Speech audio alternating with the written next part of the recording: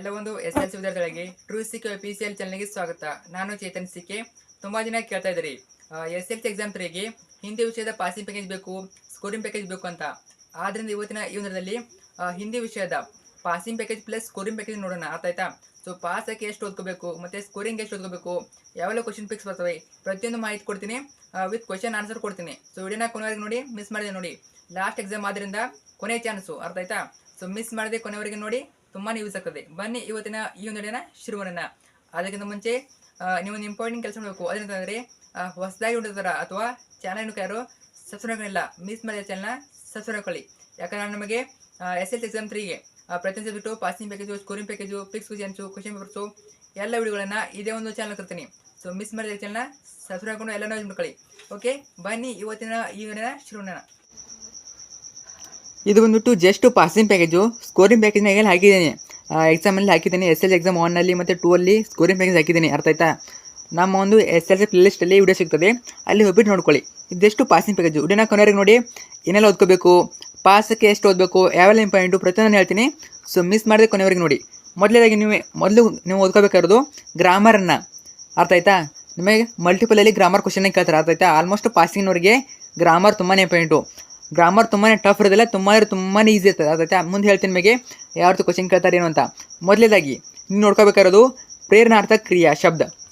ಇದು ತುಂಬಾ ಈಸಿ. ಯಾವ ರೀತಿ ಅಂದರೆ ಅವರು ಶಬ್ದ ಕೊಡ್ತಾರೆ. ಯಾವ್ದು ಕೊಡ್ತಾರೆ? ಫಾರ್ ಎಕ್ಸಾಂಪಲು ಪಡನ ಶಬ್ದಕ್ಕೆ ಪ್ರಥಮ ಪ್ರೇರಣಾರ್ಥಕ ಕ್ರಿಯಾ ರೂಪ ಲಿಖಿಯ ಕೊಡ್ತಾರೆ. ಅರ್ಥ ಆಯ್ತಾ? ಯಾವುದಾಗ್ತದೆ? ಪ್ರಥಮ ಯಾವ್ದು ಆಗ್ತದೆ ಅಂದರೆ ಪಡಾನ ಆಗ್ತದೆ. ಆಮೇಲೆ ದ್ವಿತೀಯ ಯಾವುದಾಗ್ತದೆ? ಪಡವಾನ್ ಆಗ್ತದೆ. ಅರ್ಥ ಆಯ್ತಾ?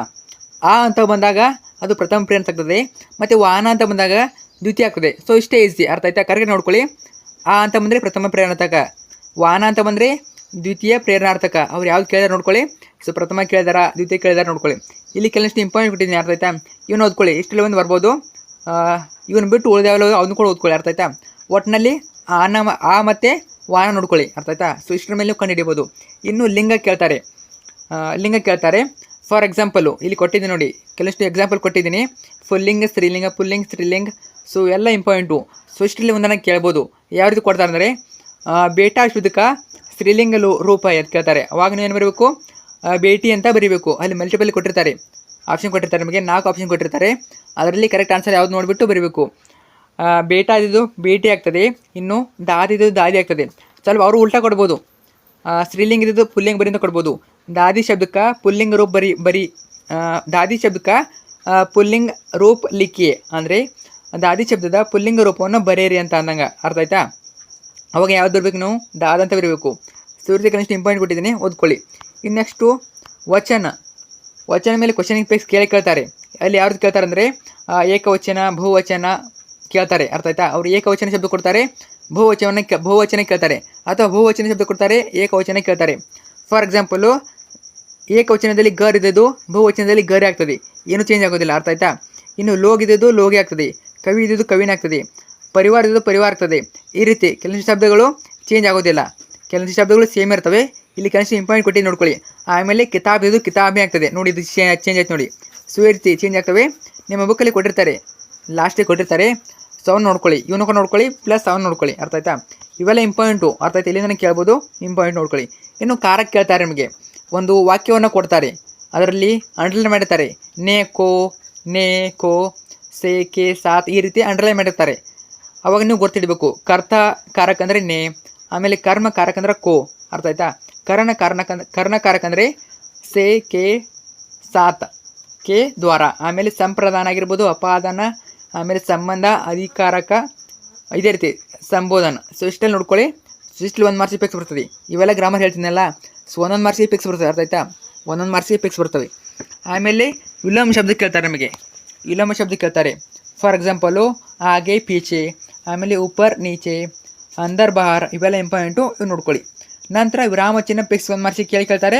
ಇಲ್ಲಿ ಯಾವೆಲ್ಲ ಗ್ರಾಮರ್ ಹೇಳ್ತಿದ್ದನಲ್ಲ ಅವೆಲ್ಲ 1 ಮಾರ್ಕ್ಸಿಗೆ ಕೇಳ್ತಾರೆ. ಯಾವುದೂ ಚೇಂಜ್ ಆಗೋದಿಲ್ಲ. ಅರ್ಥ ಆಯ್ತಾ? ಇವೆಲ್ಲ ಎಕ್ಸಾಮ್ ಬರೆದಿದ್ದೀರಾ ಗೊತ್ತೇನೆ.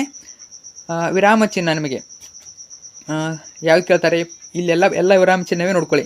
ಪೂರ್ಣ ವಿರಾಮ, ಅಲ್ಪ ವಿರಾಮ, ಪ್ರಶ್ನಾರ್ಥಕ ಚಿಹ್ನ. ಸೊ ಅರ್ಥ ಆಗ್ತಾ ಅನ್ಕೋತೀನಿ. ಸೊ ಇಲ್ಲಿ ವಾಕ್ಯಗಳನ್ನು ಕೊಟ್ಟಿದ್ದೀನಿ, ಉದಾಹರಣೆ ಕೂಡವೇ ನೋಡ್ಕೋಬೋದು. ಸೊ ಈ ರೀತಿ ಉದಾಹರಣೆ ಕೊಡ್ತಾರೆ. ಕೆಳಗಡೆ ಮಲ್ಟಿಪಲಲ್ಲಿ ಕೊಡ್ತಾರೆ ನಿಮಗೆ.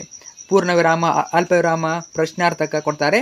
ಅವಾಗ ನೋಡಿಬಿಟ್ಟು ಇದೇ ಕರೆಕ್ಟ್ ಬರೀಬೇಕು. ಅರ್ಥ ಆಯ್ತಾ? ಇನ್ನು ನೆಕ್ಸ್ಟು ಸಂಧಿ ಕೇಳ್ತಾರೆ ನಮಗೆ. ಸಂಧಿ ನೋಡಿ ತುಂಬ ಜನ ಸಂಧಿಯಲ್ಲಿ ಮಾರ್ಕ್ಸ್ ಕೊಡ್ತೀರಾ. ಇದು ತುಂಬಾ ಈಸಿ. ದೀರ್ಘ ಸಂಧಿ ಯಾರು ಕಂಡುಹಿಡಿಯೋದಂದರೆ ಆ ವಾಕ್ಯದಲ್ಲಿ ಅಂದರೆ ಆ ಪದದಲ್ಲಿ ಆ ಇ ಉ ಇಂದ ಶಬ್ದ ಇತ್ತಂದರೆ ಅದು ದೀರ್ಘ ಸಂಧಿ. ಆಮೇಲೆ ಗುಣಸಂಧಿ ಎ ಓ ಇದ್ದರೆ ಗುಣಸಂಧಿ, ಮತ್ತು ಎ ಔ ಇದ್ದಲ್ಲಿ ಅದು ವೃದ್ಧಿ ಸಂಧಿ ಆಗ್ತದೆ. ಆಮೇಲೆ ಎನ್ ಸಂಧಿ, ಆಮೇಲೆ ಅಯಾದಿ ಸಂಧಿ ನೋಡ್ಕೊಳ್ಳಿ. ಆ ರೀತಿ ಕಂಡುಹಿಡಿಯಬೇಕು. ಅರ್ಥ ಆಯ್ತಾ? ಸಂಧಿ ತುಂಬಾ ಈಸಿ. ತುಂಬ ಜನ ಮಾರ್ಕ್ಸಲ್ಲಿ ಕಳ್ಕೊತೀರಾ. ಸೂಚನೆ ನೋಡ್ಕೊಳ್ಳಿ. ಫಾರ್ ಎಕ್ಸಾಂಪಲು ಕೊಟ್ಟಿದ್ದೀನಿ ಸಂಗ್ರಹಾಲಯ, ಅರ್ಥ ಆಯ್ತಾ? ಇಲ್ಲಿ ಆ ಅಂತ ಬಂದಿದೆ ಇಲ್ಲಿ. ಆಮೇಲೆ ಮಹೀಂದ್ರ ಇ ಅಂತ ಬಂದಿದೆ. ಆಮೇಲೆ ಲಘುತ್ತರ ಉ ಅಂತ ಬಂದಿದೆ. ಆಮೇಲೆ ಸದಾನಂದ ಆ ಅಂತ ಬಂದಿದೆ. ಸೊ ಈ ರೀತಿ ಆ ಇ ಉ ಬಂದಲ್ಲಿ ದೀರ್ಘ ಸಂಧಿ. ಸೊ ಅದೇ ರೀತಿ ಉಳಿದ ಸಂಧಿಗಳನ್ನು ನೋಡ್ಕೊಳ್ಳಿ, ತುಂಬಾ ಈಸಿ. ಇನ್ನು ಸಮಾಸ ಶಬ್ದ, ಇದು ಕೂಡ ಈಸಿನೇ. ಅರ್ಥ ಆಯ್ತಾ? ಯಾವ ರೀತಿ ಅಂದರೆ ಇಲ್ಲಿ ಕೆಲವಷ್ಟು ಎಕ್ಸಾಂಪಲ್ ಕೊಟ್ಟಿದ್ದೀನಿ. ದ್ವಂದ್ವ ಸಮಾಸ, ದ್ವಿಗು ಸಮಾಸ, ತತ್ಪುರುಷ, ಕರ್ಮಧಾರಿಯ, ಈ ರೀತಿ ಇನ್ನು ನೋಡ್ಕೊಳ್ಳಿ. ಮೊದಲನೇದಾಗಿ ಇಲ್ಲಿ ಕೆಲವಷ್ಟು ಎಕ್ಸಾಂಪಲ್ ಇವೆ. ಅರ್ಥ ಆಯ್ತಾ? ಇದನ್ನ ನೋಡ್ಕೊಳ್ಳಿ. ಇದರಲ್ಲಿ ಒಂದನ್ನು ಕೇಳ್ಬೋದು. ಅರ್ಥ ಆಯ್ತಾ? ಲಾಸ್ಟಿಗೆ ಬುಕ್ಕಲ್ಲಿ ಇರ್ತವೆ, ಅವನು ನೋಡ್ಕೊಳ್ಳಿ. ಪ್ಲಸ್ ಇವನು ಕೂಡ ನೋಡ್ಕೊಳ್ಳಿ. ಅರ್ಥ ಆಯ್ತಾ? ಕೇಳ್ಬೋದು. ಇನ್ನು ಮುಹಾವರ ಪಿಕ್ಸ್ ಕೇಳ್ತಾರೆ, ಒಂದು ಮಾರ್ಕ್ಸಿಗೆ ಮುಹಾವರ ಕೇಳ್ತಾರೆ. ಇಲ್ಲಿ ಕೆಲವಷ್ಟು 5 ಮುಹಾವರ ಕೊಟ್ಟಿದ್ದೀನಿ. ಇನ್ನುಳಿದ ಮುಹಾವರಗಳು ನಿಮ್ಮ ಬುಕ್ಕಲ್ಲಿವೆ, ಹಿಂದಿ ಬುಕ್ಕಲ್ಲಿವೆ, ಅವನು ಕೂಡ ನೋಡ್ಕೊಳ್ಳಿ. ಪ್ಲಸ್ ಇವನು ನೋಡ್ಕೊಳ್ಳಿ. ಮೋಸ್ಟ್ ಇಂಪಾರ್ಟೆಂಟು ಇವು. ಅರ್ಥ ಆಯ್ತಾ? ಇನ್ನು ಆಗ್ ಬಬುಲ್ ಹಪನ ಸುದಿ ಏನಾಗ್ತದೆ. ಆಮೇಲೆ ಕಮರ್ ಕಸನ ಆಗ್ತದೆ, ಇದೇನಾಗ್ತದೆ. ಆಮೇಲೆ ದಾಲ್ನ ಗಲನ ಇದೇನಾಗ್ತದೆ. ಸೊ ಈ ರೀತಿ ಕೆಲವಷ್ಟು ಬುಕ್ಕಲ್ಲಿ ತುಂಬಾ ಇಂಪಾರ್ಟೆಂಟು, ಅವನು ನೋಡ್ಕೊಳ್ಳಿ. ಇನ್ನು ನೆಕ್ಸ್ಟ್ ಕೇಳೋದವರು ಅನುರೂಪತ. ಸೊ 4 ಮಾರ್ಕ್ಸಿಗೆ ಅನುರೂಪತ ಕೇಳ್ತಾರೆ. ಅರ್ಥ ಆಯ್ತಾ? ನಿಮ್ಮ ಬುಕ್ಕಲ್ಲಿ ಅನುರೂಪತ ಕೊಟ್ಟಿರ್ತಾರೆ. ಸೊ ಅಲ್ಲಿಂದನೇ ಮಾತ್ರ ಕೇಳ್ತಾರೆ. ಅಲ್ಲಿರೋ ಕೆಲವಷ್ಟು ಅನುರೂಪತಲ್ಲಿ ಯಾವೆಲ್ಲ ಇಂಪಾರ್ಟೆಂಟು ಇಲ್ಲಿ ಕೊಟ್ಟಿದ್ದೀನಿ ವಿತ್ ಆನ್ಸರ್ವೇ. ಈ 10ನ ಚೆನ್ನಾಗಿ ಓದ್ಕೊಳ್ಳಿ. ಅರ್ಥ ಆಯ್ತಾ? ಒಂದು 2ರಿಂದ 3 ಇಲ್ಲಿಂದನೇ ಬರ್ಬೋದು. ಆಲ್ಮೋಸ್ಟ್ ಬುಕ್ಕಲ್ಲಿ ನೋಡ್ಕೊಳ್ಳಿ, ಪ್ಲಸ್ ಇಲ್ಲಿಂದ ನೋಡ್ಕೊಳ್ಳಿ.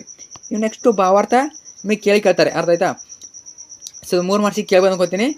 ಇಲ್ಲಿ 3 ಭಾವಾರ್ಥ ಕೊಟ್ಟಿದ್ದೀನಿ. ಅರ್ಥ ಆಯ್ತಾ? ನಿಮ್ಮ ಬುಕ್ಕಲ್ಲಿ ಯಾವೆಲ್ಲ ಇವೆ ಅವನ್ನ ಕರೆಕ್ಟಾಗಿ ನೋಡ್ಕೊಳ್ಳಿ. ಯಾವೆಲ್ಲ ಭಾವಾರ್ಥವೇ ನೋಡ್ಕೊಳ್ಳಿ. ಅಷ್ಟರಲ್ಲಿ ಒಂದು ಪಿಕ್ಸ್ ಬರ್ತದೆ. ಅರ್ಥ ಆಯ್ತಾ? ಭಾವಾರ್ಥ ನೋಡ್ಕೊಳ್ಳಿ. ಅರ್ಥ ಆಯ್ತಾ? ಅಷ್ಟರಲ್ಲಿ ಒಂದು ಪಿಕ್ಸ್ ಬರ್ತದೆ, ಇಲ್ಲಿ ಕೊಟ್ಟಿದ್ದೀನಿ. ಆಮೇಲೆ ಪದ್ಯ ಭಾಗ ಪಿಕ್ಸ್ ಕೇಳ್ತಾರೆ, ಇದೇ ಇರ್ತದೆ. ಅಷ್ಟೆಲ್ಲದನ್ನು ಕೇಳ್ತಾರೆ. ಈ 4 ಲೈನ್ ವೆಪೇಟ್ ಹಾಕಿದ್ರೆ ಸಾಕು, ಇದೇ ಪಿಕ್ಸ್ ಬರ್ತದೆ. ಏನು ಚೇಂಜ್ ಮಾಡೋದಿಲ್ಲ. 4 ಮಾರ್ಕ್ಸ್ ಪಿಕ್ಸು ಏನೂ ಇಲ್ಲ. ಈ 4 ಸಾಲು ಸೇಮ್ ಇದನ್ನೇ ಬರಬೇಕು. ಎಕ್ಸಾಮ್ಲಿ ಕೂಡ ಇದನ್ನೇ ಸೇಮ್ ಕೇಳ್ತಾರೆ. ಅರ್ಥ ಆಯ್ತಾ? ಇನ್ನು ಕೆಲವಷ್ಟು ಕ್ವಶನ್ ಕೊಟ್ಟಿದ್ದಾರೆ ನಿಮಗೆ, ಯಾವೆಲ್ಲ ಇಂಪಾರ್ಟೆಂಟ್ ಕ್ವಶನ್ಸ್ ಅಂತ. ಸೊ ಇವನ್ನ ಕಡ್ಡಾಯ ನೋಡ್ಕೊಳ್ಳೇಬೇಕು. ಯಾಕಂದರೆ ಇಲ್ಲಿ ಪಾಯಿಂಟ್ಸ್ ಅದು ಕೊಟ್ಟಿದ್ದೀನಿ, ನಿಮಗೆ ಓದೋಕ್ಕೆ ಈಸಿ ಇಲ್ಲ ಅಂತ ಪಾಯಿಂಟ್ ವೈಸ್ ಕೊಟ್ಟಿದ್ದೀನಿ. ಇಲ್ಲಿ ಯಾವ ರೀತಿ ಪಾಯಿಂಟ್ ಇವೆ ಅಷ್ಟನ್ನೇ ಭಯಪೇಟ ಹಾಕೊಳ್ಳಿ. ಅರ್ಥ ಆಯ್ತಾ? ಫಾರ್ ಎಕ್ಸಾಂಪಲ್ಲು ಭಾರತ್ ಮಾಕೆ ಪ್ರಕೃತಿ ಸೌಂದರ್ಯ ವರ್ಣನ್ ಕೀಜೆ, ಈ ರೀತಿ ಕ್ವಶನ್ ಕೇಳ್ತಾರೆ. ಇದೇ ಕ್ವಶನ್ ಸ್ವಲ್ಪ ಟ್ವಿಸ್ಟ್ ಮಾಡಿ ಕೇಳ್ಬೋದು ಅವರು. ಯಾವುದೇ ರೀತಿ ಕ್ವಶನ್ ಕೇಳಿ ನೀವು ಉತ್ತರ ಇದನ್ನೇ ಬರಬೇಕು. ಅರ್ಥ ಆಯ್ತಾ? ಆಮೇಲೆ ಮಾತೃಭೂಮಿಕಾ ಸ್ವರೂಪ್ ಕೈಸೆ ಸುಶೋಭಿತ್ ಹೈ, ಸೊ ಇದಕ್ಕೆ ಆನ್ಸರ್ ಬರಬೇಕು. ಆಮೇಲೆ ದುಕಾನ್ದಾರ್ನೇ ಲೇಖಕ್ ಸೆ ಕ್ಯಾಂಕ, ಇವೆಲ್ಲ ಇಂಪಾರ್ಟೆಂಟ್ ಕ್ವಶನ್ಸು ಪ್ರತಿ ವರ್ಷ ಕೇಳ್ತಾ ಬರ್ತಾ ಇದ್ದಾರೆ. ಆದ್ದರಿಂದ ಈ ವರ್ಷನೂ ಕೂಡ ಕೇಳ್ತಾರೆ, ಚೆನ್ನಾಗಿ ನೋಡ್ಕೊಳ್ಳಿ. ಸೊ ಪ್ರತಿಯೊಂದು ಕ್ವಶನ್ ನಾನು ಸ್ಟಾಪ್ ಮಾಡ್ತಾಯಿದ್ದೀನಿ, ಪಾಸ್ ಮಾಡಿ ನೋಡ್ಕೊಳ್ಳಿ. ಅರ್ಥ ಆಯ್ತಾ? ಪಾಸ್ ಮಾಡಿಬಿಟ್ಟು ವಿಡಿಯೋನ ಪಾಸ್ ಮಾಡಿಬಿಟ್ಟು ಪ್ರತಿಯೊಂದು ಕ್ವಶನ್ ನೋಡ್ಕೊಳ್ಳಿ. ಇವೆಲ್ಲ ಇಂಪಾರ್ಟೆಂಟು. ನಿಮಗೆ 2 ಮಾರ್ಕ್ಸಿಗೆ ಕೇಳ್ಬೋದು, 3 ಮಾರ್ಕ್ಸ್ ಕೇಳ್ಬೋದು. ಅರ್ಥ ಆಯ್ತಾ? ಇಂಪಾರ್ಟೆಂಟು 4 ಮಾರ್ಕ್ಸಿಗೆ ಕೂಡ ಕೆಲವೊಂದ್ಸಲ ಕೇಳ್ತಾರೆ ವಿತ್ ಆನ್ಸರ್ ಇವೆ. ಸೊ ನೀವು ಬುಕ್ಕಲ್ಲಿ ಹುಡ್ಕೋ ಅವಶ್ಯಕತೆ ಇಲ್ಲ, ಪಾಯಿಂಟ್ಸ್ ವೈಸ್ ಇವೆ. ಪಾಯಿಂಟ್ಸ್ ನಮಗೆ ಓದೋಕ್ಕೆ ತುಂಬ ಈಸಿ ಆಗ್ತದೆ. ಪಾಸ್ ಮಾಡಿ ನೋಡ್ಕೊಳ್ಳಿ. ತುಂಬ ಜನ PDF ಅಂತ ಕೇಳ್ತಾ ಇದ್ರೆ PDF ಹಾಕಿರ್ತೀನಿ, ಟೆಲಿಗ್ರಾಮ್ ಗ್ರೂಪಲ್ಲಿ ಹಾಕಿರ್ತೀನಿ, ಅಲ್ಲಿ ಹೋಗ್ಬಿಟ್ಟು ನೋಡ್ಕೊಳ್ಳಿ. ಈಗ ಅಲ್ಲಿ ಹಾಕಿದ್ದೀನಿ, ಮೊದಲೇ ಹಾಕಿದ್ದೀನಿ, ಗ್ರೂಪ್ ಹೋಗಿ ಚೆಕ್ ಮಾಡಿ. ಅರ್ಥ ಆಯ್ತಾ? ಹಳೆ ಇರ್ತವೆ, ಅಲ್ಲಿ PDF ಅಲ್ಲಿ ಹಾಕಿರ್ತೀನಿ, ಹೋಗಿ ಚೆಕ್ ಮಾಡಿ. ಸಾಧ್ಯದಷ್ಟು ಇಲ್ಲೇ ಓದ್ಕೊಳ್ಳಿ. PDFs ಇಲ್ಲ ಅಂದರೆ ಇಲ್ಲಿ ಕೂಡ ಓದ್ಕೋಬೇಕು. ಅರ್ಥ ಆಯ್ತಾ? ತಪ್ಪದೆ MLA ಫ್ರೆಂಡ್ಸ್ಗೆ ತಪ್ಪದೆ ಶೇರ್ ಮಾಡಿ. ಯಾಕಂದರೆ ಎಲ್ಲ ಫೇಲ್ ಆಗಿದ್ದಾರೆ, ಅವ್ರು ಕೂಡ ಹೆಲ್ಪ್ ಆಗಲಿ. ತಪ್ಪದೆ ಶೇರ್ ಮಾಡಿ. ಇವೆಲ್ಲ ಇಂಪಾರ್ಟೆಂಟು, ಇವೆಲ್ಲ ಇಂಪಾರ್ಟೆಂಟು ವಿತ್ ಪಾಯಿಂಟ್ಸ್ ವೈಸ್ ಇವೆ. ಸೊ ಇಷ್ಟನ್ನ ಚೆನ್ನಾಗಿ ಓದ್ಕೊಳ್ಳಿ, ನೀವು ಆರಾಮಾಗಿ ಪಾಸ್ ಆಗ್ತೀರಾ. ಅರ್ಥ ಆಯ್ತಾ? ಸೊ ಇಷ್ಟನ್ನ ಚೆನ್ನಾಗಿ ಓದ್ಕೊಳ್ಳಿ. ಆಮೇಲೆ ನಿಮಗೆ ಮೇನ್ ಇಂಪಾರ್ಟೆಂಟು ಚುಟ್ಟಿ ಪತ್ರ 5 ಮಾರ್ಕ್ಸ್ ಎಪಿಕ್ಸ್ ಕೇಳ್ತಾರೆ. ಇದೇ ರೀತಿ ಚುಟ್ಟಿ ಪತ್ರ ಬರೀಬೇಕು. ಅರ್ಥ ಆಯ್ತಾ? ಪ್ರೇಕ್ಷಕ್ಕೆ 1 ಮಾರ್ಕ್ಸ್ ಇರ್ತದೆ. ಆಮೇಲೆ ಸೇವಾಮೆ 1 ಮಾರ್ಕ್ಸು, ಮಹೋದಯ ವಿಷಯಕ್ಕೆ 1 ಮಾರ್ಕ್ಸು, ಮತ್ತು ನೀವು ಬರೆದಿರೋ ವಿಷಯಕ್ಕೆ ಬಾಡಿ ಆಫ್ ದ ಲೆಟರ್ ಅಂತ ಕರೀತಾರಲ್ಲ ಇಂಗ್ಲೀಷಲ್ಲಿ, ಸೊ ವಿಷಯಕ್ಕೆ ಅದು ಕೂಡ 1 ಮಾರ್ಕ್ಸ್ ಇರ್ತದೆ. ಟೋಟಲಾಗಿ ನಿಮಗೆ 5 ಮಾರ್ಕ್ಸಿಗೆ ಪತ್ರವನ್ನು ಕೇಳ್ತಾರೆ. ಆಮೇಲೆ ಒಂದು ಪ್ರಬಂಧನ ಕೇಳ್ತಾರೆ, ಇಂಪಾರ್ಟೆಂಟ್ ಪ್ರಬಂಧ. ಇಂಟರ್ನೆಟ್ ಕೇಳ್ಬೋದು. ಅರ್ಥ ಆಯ್ತಾ? ಇಂಟರ್ನೆಟ್ ಕೇಳ್ಬೋದು. ಆಮೇಲೆ ಪರ್ಯಾವರಣ ಕೇಳ್ಬೋದು. ಸೊ ಇವೆಲ್ಲ ನೋಡ್ಕೊಳ್ಳಿ, ನಿಮ್ಮ ಬುಕ್ಕಲ್ಲಿ ಇರ್ತವೆ, ಅವನ್ನ ನೋಡ್ಕೊಳ್ಳಿ. ಮತ್ತು ಈಗಲೇ ಕೂಡ ನಾನು ಚಾನಲ್ ಹಾಕಿರ್ತೀನಿ ಯಾವೆಲ್ಲ ಇಂಪಾರ್ಟೆಂಟ್ ಅಂತ, ಅವನು ಕೂಡ ನೋಡ್ಕೊಳ್ಳಿ. ಈಗಲೇ ಗಣಿತ ಆಗಿರ್ಬೋದು ಎಲ್ಲ ಕೂಡ ಪಾಸಿಫಿಕ್ ಗೌರ್ಮೆಂಟ್ ಚಾನಲ್ ಇರ್ತದೆ, ಹೋಗಿ ಚೆಕ್ ಮಾಡ್ಕೊಳ್ಳಿ. Thank you so much.